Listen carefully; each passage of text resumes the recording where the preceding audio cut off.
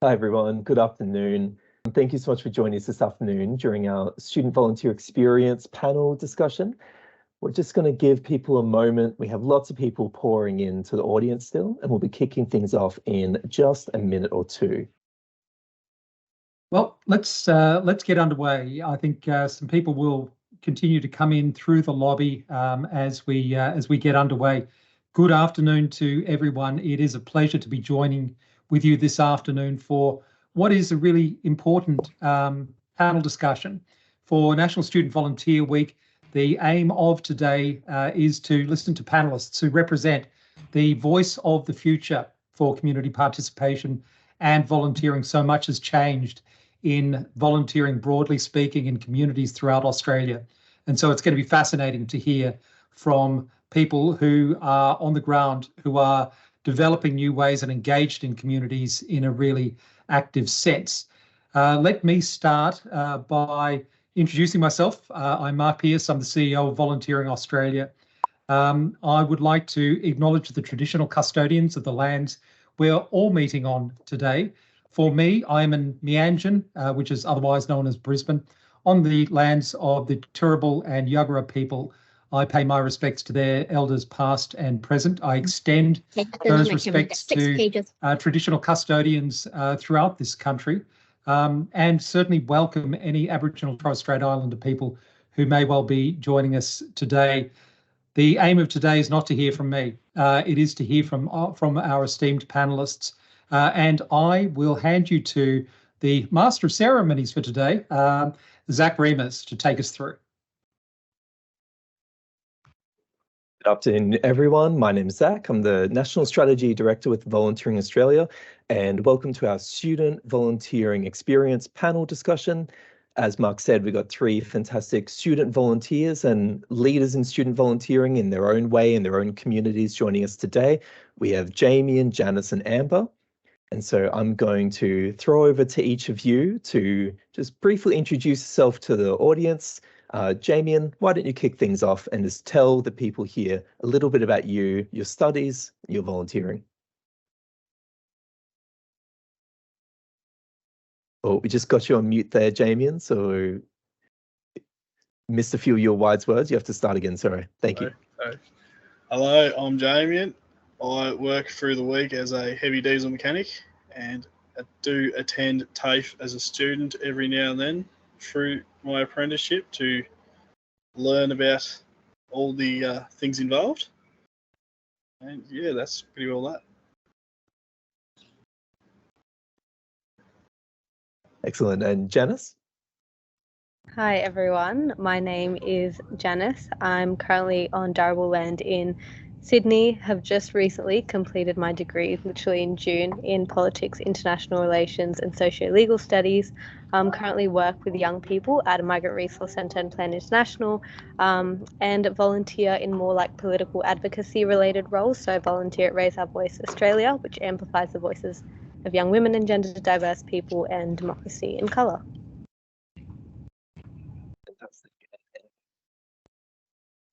Hi everyone, I'm Amber. I'm a PhD student studying volunteer leadership.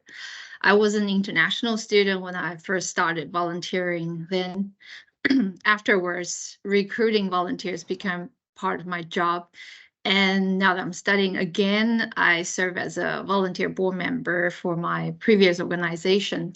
So I'm a volunteer who studies volunteering. Thank you.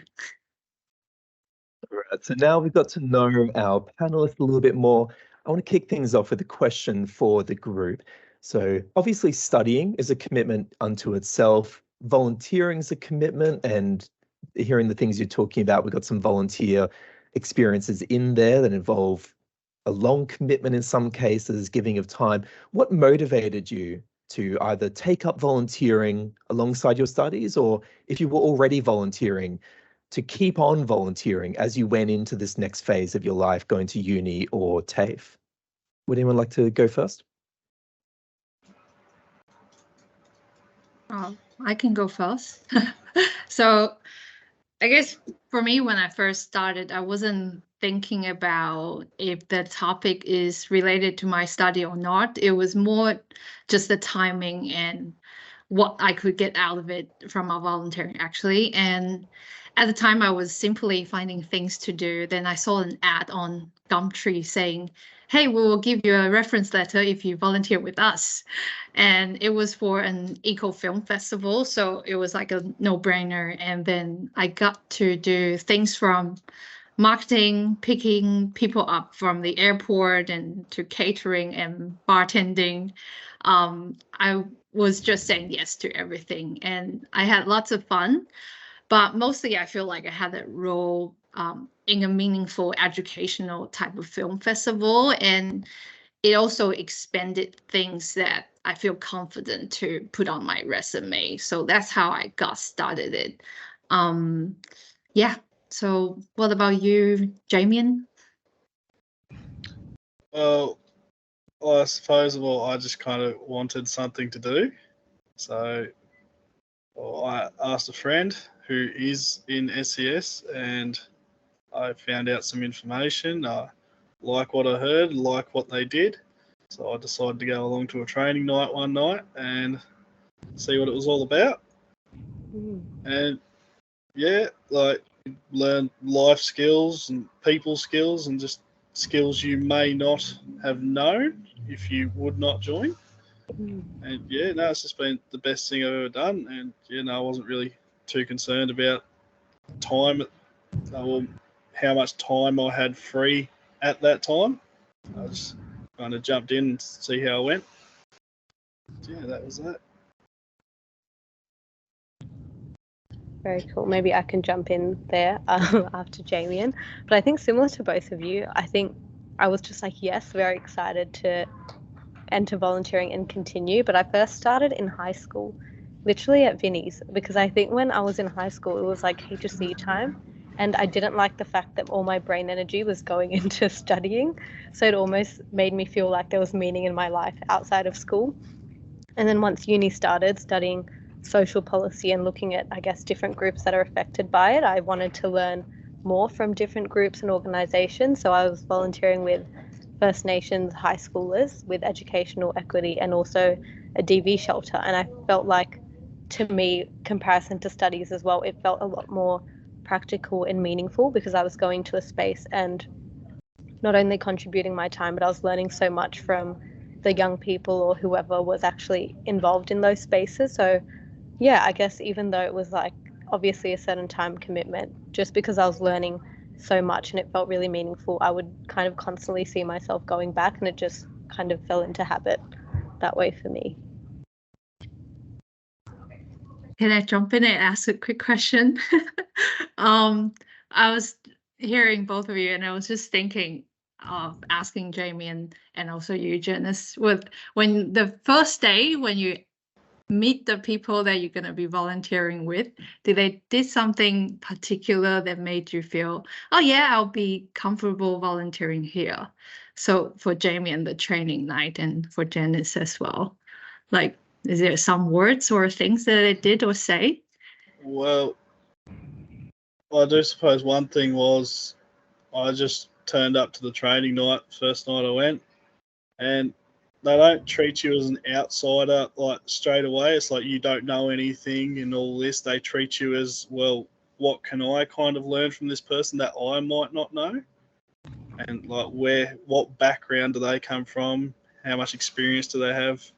They don't just teach you as you don't know anything and we'll just teach this new person that has no idea. They do take on what you know and your past experiences, and then they improve on it and show you how to do things better and easier and things, and just ways you wouldn't think of doing things.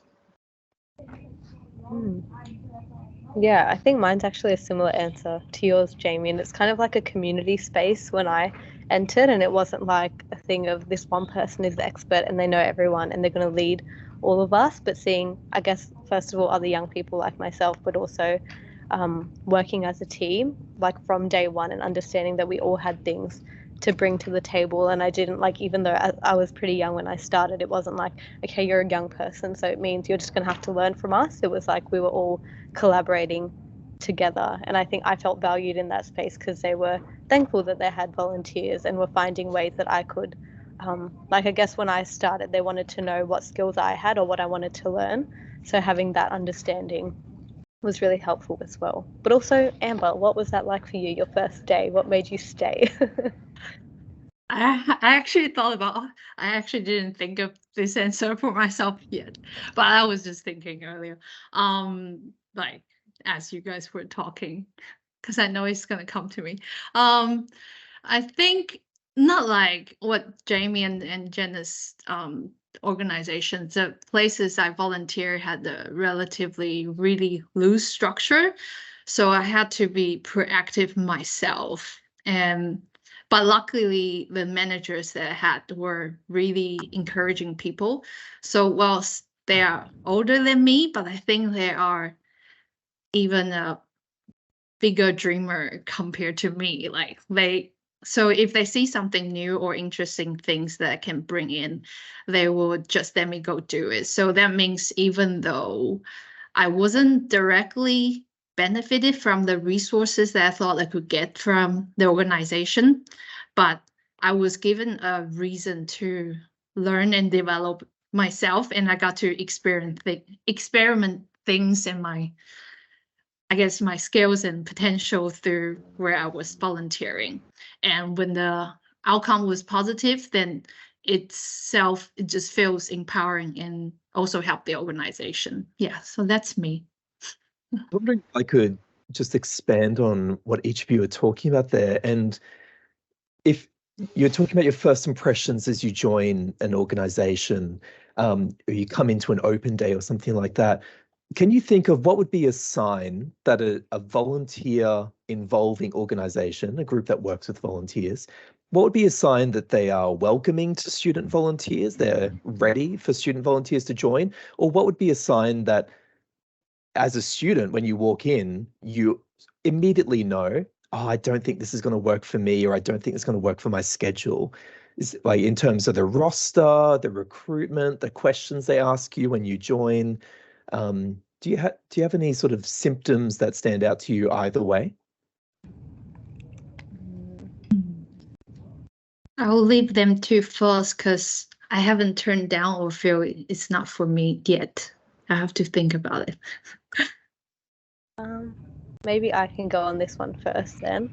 I guess for me, in terms of things that make it very welcoming, or things where I'm like, I would love to join, is seeing other people who also are students. I think feeling like, okay, they have other people similar age or similar demographic and they can balance this and they're having fun here, means that it's probably an environment that I can also fit into quite easily. It's a good sign. I think also having a clear structure on where we as students can fit in, because our schedules can fluctuate so much. I think almost having that flexible time commitment or roles being suggested where it's like, we'd love for you to come regularly, but if there is exam time or you've got a lot of work on, there is an ongoing structure. So we value you as a person, but we also understand if you need to take a break. And then potentially alongside that, like seeing opportunities for growth or upskilling, I think are things that would make me look at that and say that that's a good opportunity.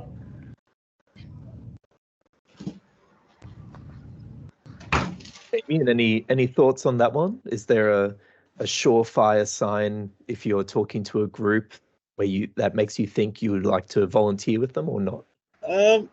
Maybe just like knowing different people's backgrounds and things and what things you can bounce off them. Like I'm a mechanic or a apprentice in training at the moment.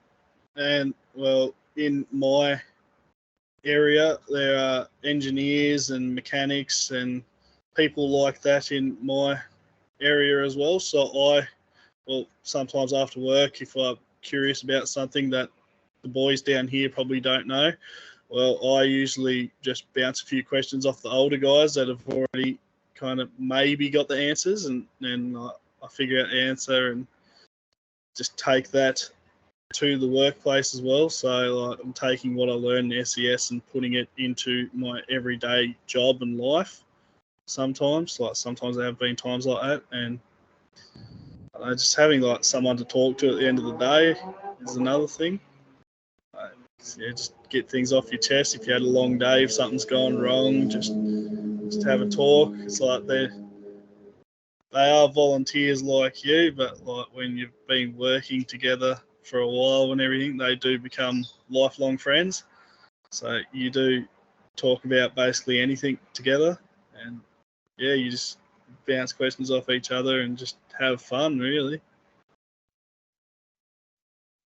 One of the benefits that student volunteers will talk about a lot is being able to get experience to put on a resume or having doors open for you. But there's also what you're talking about, Jamie, in terms of mentorship. Amber or Janice, have either of you had that opportunity through your volunteering to gain a mentor or work alongside someone whose experience you really value? I haven't thought about that a mentor, but I did. I had a mentor for at least three years long. Well, I guess I was only volunteering for 6 months, but then I was working in the company afterwards still, and I got to work alongside. He literally sit next to me. He's 70 years old, and we just sit next to each other and we talk about deep topics. And even when I was applying for a PhD, he helped me revise my application and say, oh, I think you should say this, say that. And yeah, he became a really, really good friend of mine. And that's something I didn't think, like I even forgot about this person earlier. So sorry, but yeah, definitely that was a really great mentor that I've got because of volunteering. Yeah. Yeah, I think I didn't think about it either until we were talking about social connection, Jamie, and I was like, that is such an important point in volunteering. And I realized both of the places actually that I volunteer at right now, I think I'd probably have a mentor in each of them. And it's almost like I can go to them for career advice, or I know that I can look up to them in that way, but also it's like very much a social connection where I can talk to them about any problems I have at work, or like if there are events on the weekend that I'm interested in, I do usually try and invite people I know from volunteering as well. So I think that also has been a big part of it for me, especially when volunteering in something like political stuff and advocacy, where it's something I'm in an ongoing way trying to get experience. It's like a lot of people in more senior roles in the organizations I'm at, especially staff, I don't know if it's intentionally or unintentionally, but end up actually mentoring me in some way, which I think has been really cool. Jamie, has you got any mentor? I think all of them. Sorry, what was the question? Do I have a mentor? Did you get a mentor from SES? I got many mentors. The first one would have been an older bloke in his 70s or so. He used to work as an engineer, and he has a very mechanical mind. And so me applying for all the mechanical jobs and then eventually landing one, well, he looked over my resume a few times, like both of you were saying, and he offered things maybe I could put on it and things such as that. And I do go there most Wednesday nights for our training night, and well, yeah, if I've had any problems at work, well, we sit down and discuss it, just me and him, because he knows he's been there. And yeah, he'll suggest a better way of doing it that I've never thought of. Well, that has happened quite a few times. And and there's another mechanic in SES that has done time like myself, and yeah, he's got a few nice things to offer as well. And just it's not just to do with work either. It's just social stuff as well. I can go to him and just talk about anything, like both of you were saying, just like whether it be relationships or just everyday life drama, just anything really. Yeah. It's interesting that for each of you, or for most of you, highlighted someone you've worked with where there's actually quite an age gap as well, and you're kind of learning from each other. Something we can hear from groups that engage volunteers is that it can be hard to attract younger people or students to get involved in their volunteering. I think we might have just lost Amber as well, but she'll rejoin in a moment. And so we have a situation where there's students volunteering, young people volunteering, but sometimes people say, we wish we could get more in there. It's kind of a challenge and a solution as we look to the future of volunteering. Janice, what's your experience? Do you volunteer with other students, people your age? And how do you feel about that sort of push and pull of getting more students involved? Yeah, I actually do volunteer. I think a lot of people I volunteer with probably fall into the age range of like 16 to 35 at the moment, which I'm like not too, like quite similar to my own age actually. And I think I get the push and pull between like trying to get volunteers in and also understanding that a lot of young people who do come in as volunteers can be shaping the future and all of these things as well. And I think when it comes to trying to get other volunteers as well, it is tricky because as someone who's also a young person, I totally understand the things with fluctuating schedules and how hard it can be to commit time. But then at the same time, it is frustrating when you're on the other end and you want regular volunteers to come to events and to support with all of these things. So I think, yeah, it's really important when we are trying to create these spaces to acknowledge those challenges that people have, like how fluctuating schedules, how difficult it can be to regularly commit time to things, especially with uni or TAFE and ongoing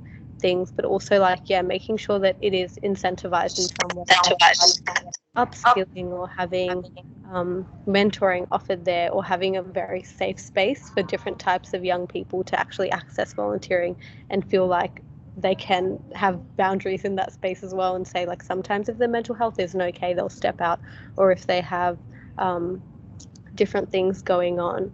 But also, I don't know if this directly answers your question as well. I think in addressing those challenges, I think social media is a pretty good way to get young people engaged. In a lot of the volunteering I'm doing now, like when we run programs or go to events, actually posting about it, especially when there are other people like myself volunteering, can be really helpful in getting other students engaged, because I guess social media is something we use quite a lot. So seeing volunteering come up on there can make it a lot more accessible and easier for us to join, rather than going like out of your way to promote. I found that to be quite good. Jamie, and what about your experience? Janice was talking about the age range, most of the volunteers in her cohort, 16 to sort of 35. Same experience for you in your SES unit, or is it different experience there in terms of age ranges and especially number of students involved? Not really. I'm kind of quite the opposite.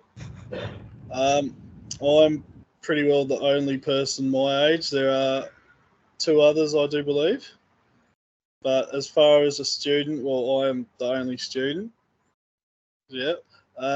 But yeah, most of the guys in my unit, well, there are age ranges to 40 to 70. So they've been there a while. They know how things go and everything. But we do need to get more young people into volunteering because, well, they are the solution. The older mentors and things, well, they're not going to be there forever. There is going to come a time when they're going to have to pull the pin and just say, well, that's enough. So we do need more people to fill their shoes and fill our shoes. Because, well, if you look at it, well, we're going to be the older mentors at some stage. So we need to train the younger generation where we are at the moment, and just keep the wheel turning. We need volunteers. Does anyone have any thoughts on how can groups appeal to students when they're looking for volunteers or looking to work with communities? Janice, you already mentioned putting it out there, what you're doing in terms of posting on social media. Does anyone have any other thoughts on how organizations can appeal to student volunteers? So, because I was working as a volunteer recruiter for a while, and after I started my PhD, I realized there were 4 principles in behavior economics I was realized I was actually using to recruit international students. It's called the EAST framework. So EAST stands for easy, attractive, social, and timely. So, and I'll use my own example. So firstly, easy. So for example, when we're recruiting volunteers, we will make the sign-up process as easy as possible. The less clicking and typing they have to do, the better. And secondly, attractive. So definitely, I would say sell as much as you can about the benefits people can get from volunteering with you. What's special about you. And so, for example, when we advertise, we will say, oh, they will get a certificate at the end of the day, and also how the volunteering experiences will be valuable to them. And social. So in our advertisement, we put pictures of people who they are more likely to identify themselves with. And we will share them on different social media groups. And we often get our international student volunteers to help us translate the message. So that also enhances the easy part of it. And what that does is the message will get a higher chance to prompt them thinking, yeah, I can see myself in that group volunteering as well. And finally, timely. So I think timely is really important whenever we plan to recruit volunteers, especially students. The first thing we do is actually to check the exam, when the exam period is, because studying is the priority and you don't want to interfere with their academic commitment. So yeah, my advice is EAST, easy, attractive, social, and timely. But I'm actually really interested to learn from Jamie. Do you have an existing idea of how SES or other emergency services that are looking at an aging group volunteers to attract younger people like you? Well, I think most of it bounces off what you were saying there, Amber. I think most of it is what can they put on their resume, and like such as things as like first aid, and depending on which area you're in, you might get training to do traffic, and yeah, just training to do searches and things. And that way, when you go apply for a job, well, they know you're reliable. They know you can work under stresses and things. So that is a really big thing they're looking for. They know you're reliable, because I don't think someone in SES is going to rely on you if they're putting their life in your hands. And yeah, like I think that's mainly the biggest one. But yeah, like you were saying, yeah, social and things like that as well.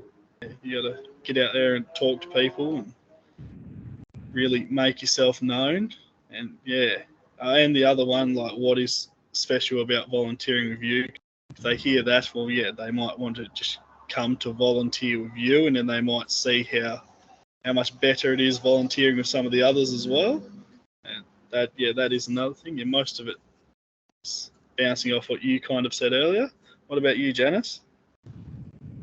Yeah, I think Amber and you have covered most of it. I'm like, Amber's whole EAST strategy is so good. But also, if we have time before we open up the floor to other questions, I thought it'd be also interesting to maybe, I guess all of us here have volunteered and still volunteer and seem to be yes people, but also how do you juggle? I'm interested to know more about how you all juggle volunteering while studying, work, and all these other commitments, either of you.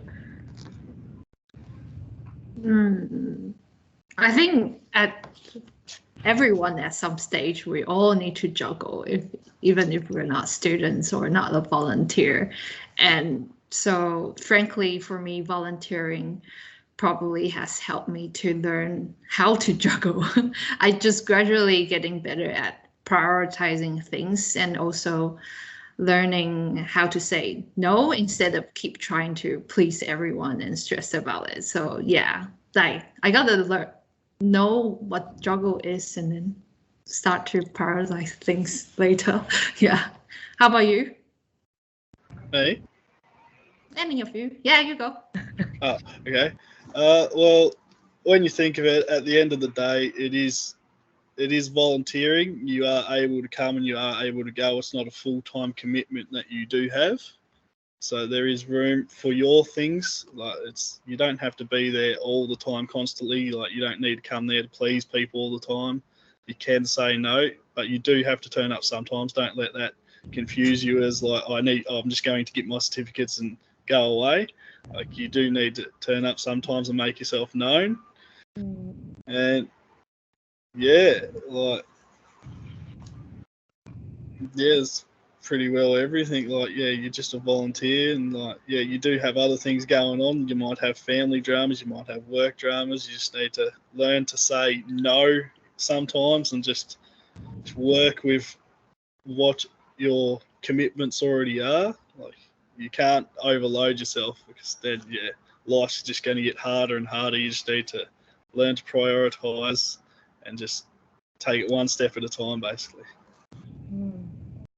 Yeah, it's a really good point that's made.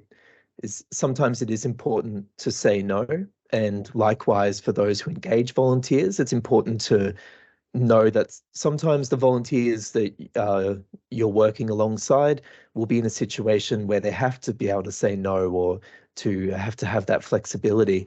We are going to open it to a Q&A with the audience. So there's a few ways you can ask questions. There's a Q&A function built into this webinar. A few people have put questions in there already, which is great. You could also just put a question in the chat, or you could use the raise hand feature to put up your hand if you wanted to ask it with your camera and mic instead. So just before, while people think of a question, just before we go to that, I'm going to be greedy and hog and ask a question myself. You've talked about some of the important things for student volunteers being the flexibility. That was a key thing. Also the social aspects, which I think has come out as more of a theme than we maybe realized earlier in the chat. Bonding with other people is really important, getting to share those experiences. What about another aspect, which is making an impact? So for each of you, how important is it for student volunteers, especially, to know that they've made some sort of impact with the time they spent volunteering? Janice, do you have a thought on this one? Yeah, I can go first for this one. I think it really is important to try and create spaces where the students who enter feel like they can make an impact. I think the same thing probably happens for us at work as well. Like when you're in a job, you do want to make some sort of change or know that you're impacting either someone's life or something within an organization. I think the same applies for volunteering, and especially since it's not something that people are getting paid for, they're going and doing it into their spare time. I think it's a really key motivator.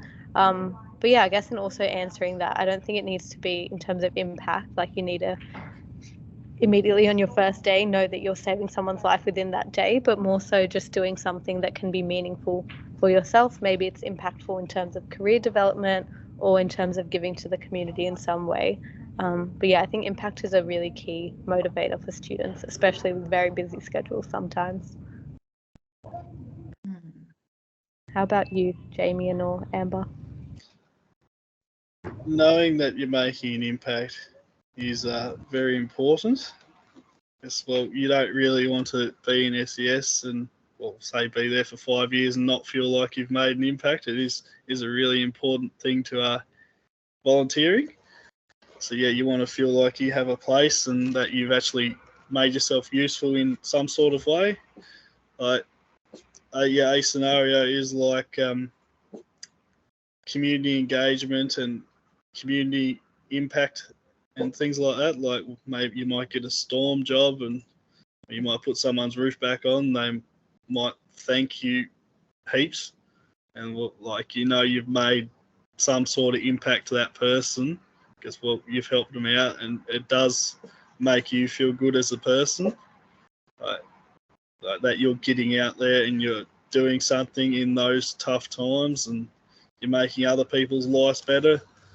Even if yours isn't the best, like if yours isn't in the best place, it does make you feel so much better just helping someone else out. It just gives you the peace of mind, brings you back to a nice, happy place if you're feeling low.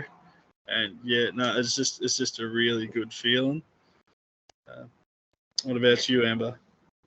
Yeah, definitely echoing with you is so important. But I think no matter if you're if a volunteer is a student or not, it is definitely important to make volunteers feel that done something that's meaningful. But I guess it is somewhat more important for us younger people to hear someone to tell us, or just a tap on the shoulder, because I think we are at an age that we are trying to figure things out and where we stand, of where we work and in this community or society. And so, yeah, it's to, I guess, many volunteer managers here, I would say, yeah, just tell your volunteers that they did a good job. I still get a good buzz whenever people told me what I did was great and helpful, and it helps me to appreciate myself more. And I think that's a good impact you can already make for your volunteer. Yeah, that's me. Speaking of a good buzz, we have lots of questions coming in, so I'm going to jump in to a bunch of questions from people in the room. Some of them came in, Janice, when you mentioned volunteering in high school, and we got a few questions all at the same time talking about that. So someone asked, where did you volunteer, Janice, when you were in high school? And then the questions open up more broadly, just who here volunteered before they were 18? And because that's often a tricky thing, is to engage volunteers under 18, often for insurance reasons. And how did you find that? Do you think that set you on the path to doing the volunteering you're doing now? Janice, because you were named, how about we start with you? Yeah, that's great. I think it's a very valid question. When I was like in high school, I guess it's not always a common thing. I volunteered at Vinnie's first. I was at a Vinnie's store just helping out, sort the clothes, talk to people.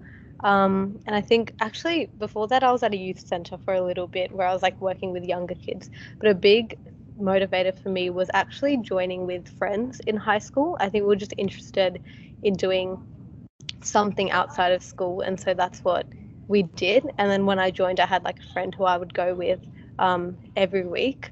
I think with the youth centre one, actually when I joined, I think we tried to get it in the school newsletter so that we could get more people our age to join, because it felt more fun when there were other people from my school who'd like walk together and do that. Whereas with Vinnie's, it was just me and another friend, but I think having someone there was really helpful because it was kind of a social activity as well. And for the other under 18 side of it, I think when I was actually in my first year of uni, I was under 18 anyways, but definitely starting in high school, volunteering pushed me on a path to continue it at uni, because once I graduated, I think I saw so many other types of volunteering that weren't necessarily more on the ground with community or service delivery. It was like all these other types of things, working on education or employment and all these interesting things. But I think engaging people at a younger age actually is really key to helping them continue, but also maybe in a safe way where it's like their friends can join together, so that it feels more of a social activity and it feels like you're giving back, but you're also doing it in an environment which can feel quite nice for yourself as well. Either of you volunteer before you were 18? I did not volunteer before I was 18. I volunteered when I was, soon as I turned 18. It was kind of straight in and straight to it, because, well, I didn't know before the fact, because I thought, oh, yes, I have to be 18 to do this. As well, there will be jobs and there will be activities where you will have to be of age and you will have to be that bit more mature, if that's the word. And joined when I was 18 because I didn't really know that I could when I was 17, but now we have got a new member that is 17, and she's having she's having a bit of fun. And yeah, I think some of her friends are thinking about joining as well to make it that whole social network. I'm not sure. I haven't really asked the question, but yeah. I have a question from Blaze as well. And Blaze says that a lot of organizations love the idea of working with student volunteers or younger volunteers, and they often say they're supportive, but in reality, it gets hard. And what would you tell those organizations to convince them to work at it and to give young volunteers and student volunteers a chance? Blaise also talks about the stigma, maybe the idea that younger volunteers or students are less committed. Is there anything you would say to those organizations to convince them to give it a go, to try and reach out to student volunteers? I will have a go. I think organizations actually could first ask why younger people are not volunteering with you or not continue or doesn't want to continue volunteering with you. Well, everyone is different. And if you add the environment where we grew up into the equations, younger people ought to be very different from what you're used to. So there's need to be some research that you have to do it yourself first, what it is that you can offer to this group that you're not so used to, and what are they thinking, what they want. Yes, I believe that what the organization do is meaningful, but how you deliver it in a way that they can see it and feel related is important. Kind of circle back that how you tell them what you do is meaningful, or have you created something that cultivates their commitment to your organization? I guess in research, there's 3 stages of volunteers' attitude. Firstly is the satisfactions. You need to make volunteers feel happy about what they do. And after they're satisfied, you need to help them develop their role identity, as in they need to feel that volunteering is what they want to do intrinsically. And then thirdly is the commitment. So commitment comes later after you establish certain things. So, and then you want them to feel almost emotionally bonded to the goal of the organization. So there's a lot to work through to get people to feel committed. Yeah. And having volunteers are not like having paid employees. Their passion is the currency. So it's not totally fair to blame the issue as in, I don't get the new generations. I think the organizations also gotta keep up the pace yourself too. Yeah, so that's what I feel. Yeah. Really great points there. And Janice, you're not just someone who volunteers for a group, you also help organize activity yourself. Does any of what Amber said seem familiar to you in terms of what your approach is, both as a student volunteer and someone who organizes activities as well? Yeah, for sure. I really like the advice you've given, Amber. I think especially thinking about not necessarily blaming young people. I think I get the frustration as well in terms of like, why can't we get more people to commit consistently, but also reflecting on the culture of your organization, the structure, maybe the way like you make change, whether that's really open for innovative ideas that young people can hold, because I think sometimes those things can actually be a barrier, and young people do have a lot of innovative ideas and things to share. So trying to actually cater towards them, and that's something I think I've been grappling with as a young person myself, especially when taking on more leadership roles in organizations, like actually trying to get other young people like myself to be involved and thinking about structurally how do we, maybe mobilizing social media more, having flexibility in volunteering, making sure there's a structure so that people can drop in and out, and really making sure that I have a good relationship with volunteers, so it's not just like they're coming in and I'm thankful and they're going back, but actually after we run a workshop or we have a program,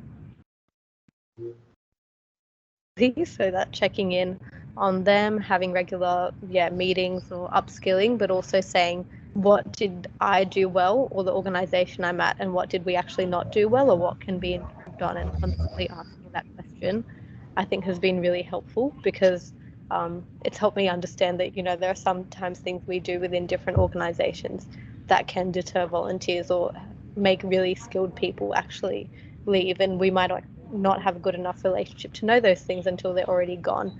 So trying to think of those things for me has been helpful. Thank you very much. A lot of insight there. Oh, I'm jumping in because we've got so many questions coming in. I want to try and get some more in, including we've got Todd Burns, who has their hand up, has been waiting very patiently. Todd, could you unmute yourself and ask your question to the group?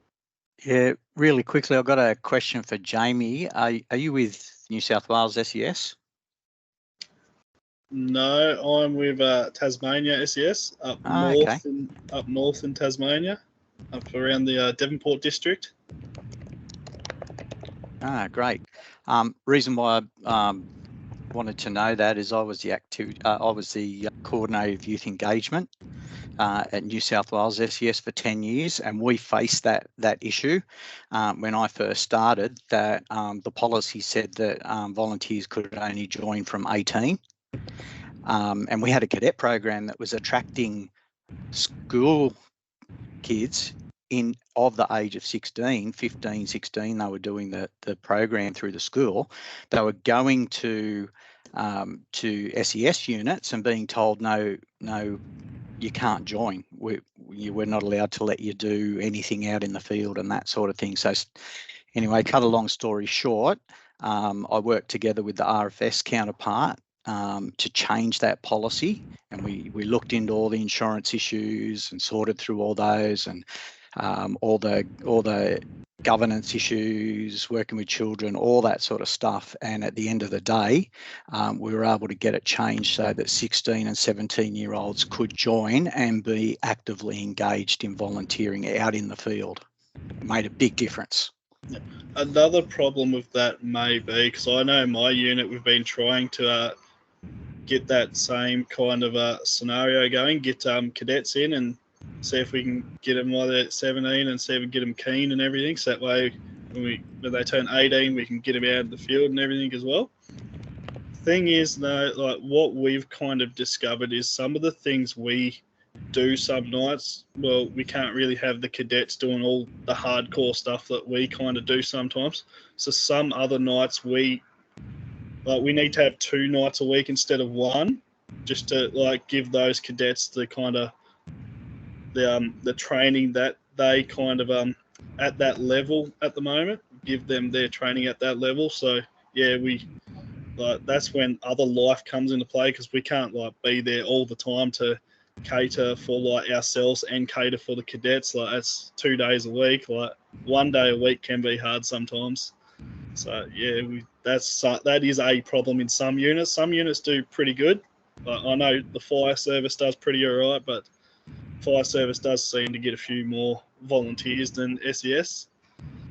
But I have noticed that is a bit of a problem in that regard. But yeah, I didn't know when I joined, so yeah, I know now. Goes to show that each organisation sometimes needs to tweak their own approach, and there can be a barrier along the way, but it's well worth giving it a go, because sometimes people think there's more of a barrier just because they haven't tried rather than what actually exists. So I'm going to bundle up 2 questions together to fit another one in. People have asked what type of volunteering might appeal most to student volunteers. Tony's asked about project-based volunteering, so more sort of short-term, discrete volunteering for a particular campaign or an event or something like that. And Penny has asked about remote volunteering. So things over the phone, things over the internet where you don't have to come in. Just to mix it up a bit, Janice and Amber, how do you feel about those approaches, either short-term or remote volunteering? Do you see any appeal there? I think definitely, different things will appeal to different people, firstly, and then with younger people more familiar with technology, being able to volunteer remotely or just for a short period of time is definitely going to be helpful. And for example, Wikipedia. And yeah, there's things like that. The other day I heard someone, an organization that told me that they get lots of payment. Well, he's also frustrated that he thinks younger people are not volunteering for longer term, and he feels that because people were giving more options of doing just quick online donation, I'm going to donate $1 or $2 to this organization. So definitely, like, it's probably going to be appeal to younger people more now, but also same as the frustrations of this gentleman I was talking to. They still would, different organizations, some organizations still going to need volunteers to work in long term, especially for SES and fire service. You just can't, like, if you learn something that's gonna be relevant to your teammates' life, you need to be always keep your skill at a certain level. You have to practice, etc. So yes, I think it do appeal, and it's probably going to work great for many organizations, but I think we still gotta keep trying to figure out how we can keep volunteers volunteering. Sorry, that's a bit long answer. Yeah, I agree with what you said, Amber. And I think with remote, I think a lot of the volunteering I do now is kind of remote, but it's like Zoom meetings, so I'm still somewhat interacting with people. I think I found it beneficial because with the remote things, I still do have the option of meeting people within my state or people who live locally if I want to. So it's not just fully remote, but I think it is quite, having remote volunteering does allow for flexibility, which I think is quite good because you can just hop in and out whenever you're free. And as for the project-based or more like short-term ones as well, I think when it comes to project things, or maybe like, I guess, campaigning or things like that might not be considered more conventional volunteering, I think that is very exciting for younger people because it gives us a sense of agency to be involved in a campaign or running something. And I think it goes back to that point on impact. Those things generally, we can reach a lot of people and have impact in some sort of way, but also really shape that. I think in a long-term capacity, sometimes those things tend to work as well, as long as like it's a sustained kind of communication and interactivity with the people involved. That could also work. But yeah. So it could be remote, as in you're not in the office, but you don't want it to be remote, as in you feel isolated from the team. Yeah. You want to be part of it. And Amber, what you're talking about before, short-term projects can work well. For other roles, they might need the ongoing commitment, but either way, you probably want to give the student volunteer a chance to experience being part of the team before signing up to that long-term commitment, so they know what they're getting into. We're gonna go for one more question from Levi, who's patiently had their hand up for a long time as well. Levi, I'll trust you to keep it brief as we wrap up the panel here. Can you please turn your mic on and ask your question for the panel? Was there a lot of work when you were starting off volunteering? So the question there was there a lot of work when you were starting off volunteering? Levi, I'll just ask you, do you mean in terms of getting like the training maybe at the start, that type of thing? Yeah, getting started and with training. Training, orientation, that sort of thing. How did you find the onboarding experience?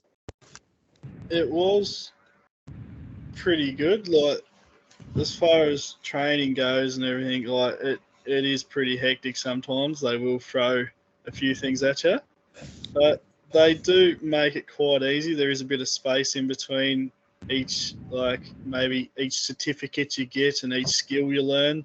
It's not just bang, bang, bang, one thing after the other. You do get time to recover. You do get time to think on what you've just learnt and maybe discuss with the other people that you're in your unit with. You can put the ideas past them, and they will give you other ideas on how you can improve it, because not everything is covered in training. So I know I've done training with a training officer, and I've came back to my unit, and one of the other guys there has suggested another way of doing it, and it's just been so much better. But yeah, no, I wouldn't say it's hard. I'd say it's pretty easy, but I suppose when life gets in the way and things, it can be hard. because you do have so many more other commitments, like you have work, you have family, you have all that. So yeah, I suppose at the end of the day, it kind of depends who you are and what your commitments are and just how things are going in everyday life. Amber, do you have any thoughts on your EAST framework and specifically what people could keep in mind when they're onboarding student volunteers? On onboarding for student volunteering, not particular. That one was more for attracting, but I guess it's literally behavioral insights.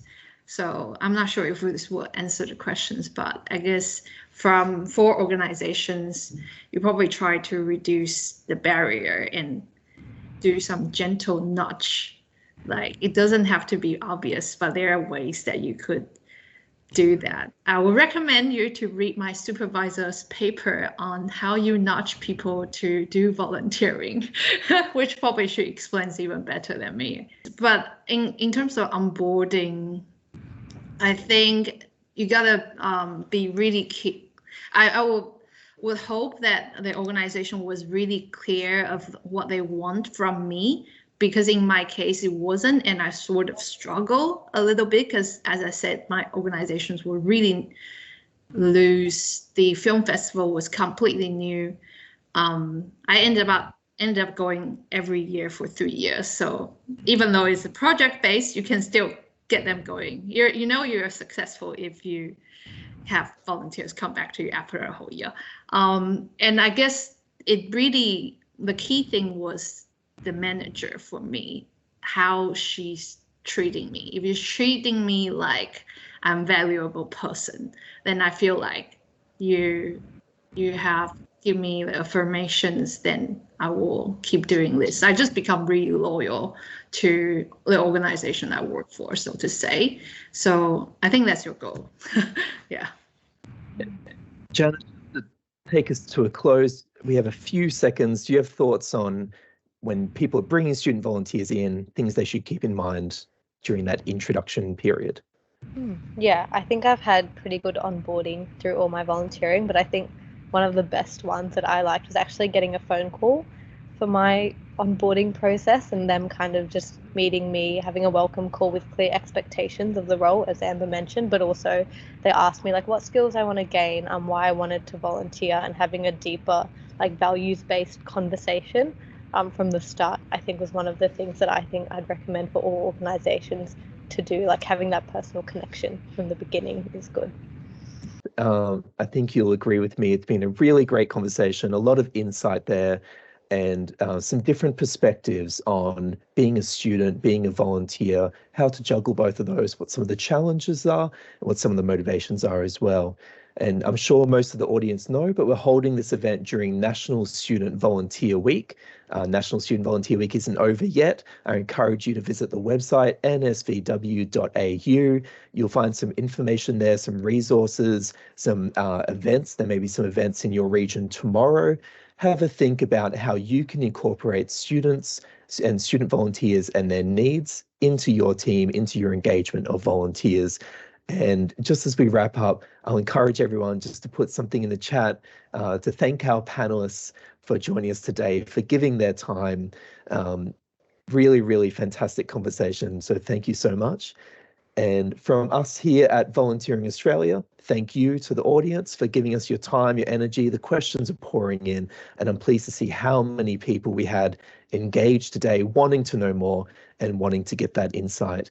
You can find more about National Student Volunteer Week on the website, and from our end, volunteeringaustralia.org to see what we're up to, subscribe to our updates, and also to look at the National Strategy for Volunteering, which is in its first year of establishment, rolling out this year. So thank you so much for everyone. We're going to wrap things up here. Have a great night.